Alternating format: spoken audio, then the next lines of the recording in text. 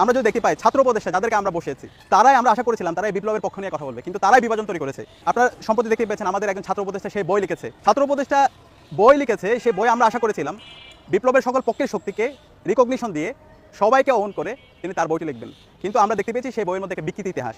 তো এই বিকৃতি ইতিহাসের মাধ্যমে একটা বিপ্লবের যারা পক্ষের শক্তি ছিল, যারা জীবন দিয়েছে, যারা ফেসিবাদ বিরোধী আন্দোলন করেছে, তাদের মধ্যে একটা অনৈক্য তৈরি হয়েছে।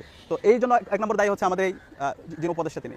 এরপর আমরা দেখতে পেয়েছি আমাদের আরেকজন উপদেষ্টা, ছাত্র উপদেষ্টা, তিনি একটা মীমাংসিত ইস্যুকে আবার নিয়ে এসে সেটা আবার বিভাজন তিনি তৈরি করছে।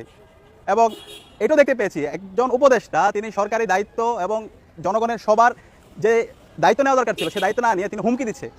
এবং আমরা দেখতে পেয়েছি জগন্নাথ বিশ্ববিদ্যালয়ের শিক্ষার্থীরা একটা ন্যায্য আন্দোলন করছে, তারা দীর্ঘদিন ধরে প্রতিষ্ঠার পর থেকে বিভিন্ন ধরনের তারা বৈষম্যের শিকার হচ্ছে। সেই জগন্নাথ বিশ্ববিদ্যালয়ের শিক্ষার্থীরা যখন যৌক্তিক আন্দোলন করছিল, সেই যৌক্তিক আন্দোলনকে তিনি তাদেরকে হুমকি দিচ্ছে, বিশ্ববিদ্যালয়ের উপাচার্য থেকে শুরু করে শিক্ষকদেরকে এবং ছাত্রদেরকে তিনি তার পদের শক্তি খাটিয়ে তাদেরকে হুমকি দিচ্ছে। এবং তিনি বলেছিল ঢাকা বিশ্ববিদ্যালয়ের শিবিরকে তিনি দেখে নেবে এবং ঢাকা বিশ্ববিদ্যালয় শিবিরকে তিনি আবার তিনি ডিহিউম্যানাইজেশন করতে চায়। তো এই যে আমরা দেখতে পাচ্ছি যে বিপ্লবের যারা পক্ষের শক্তি, তারা যখন যারা জুলাই বিপ্লবে যারা আন্দোলনের নীতি নির্ধারণ করেছে এবং মাঠ পর্যায়ে সমন্বয় করেছে, তাদেরকে আবার তারা হুমকি দিচ্ছে, তাদেরকে আবার বিভিন্নভাবে ট্যাগিং করছে। এর মাধ্যমে তো অবশ্যই আমাদের এখানে অনেক তৈরি হবে এবং এর মাধ্যমে আলটিমেটলি পতিত ফ্যাসিস্ট হাসিনা এবং তার দোসররা তারা আবার ফিরে আসার জন্য বিভিন্ন ধরনের চক্রান্ত এবং ষড়যন্ত্র করছে।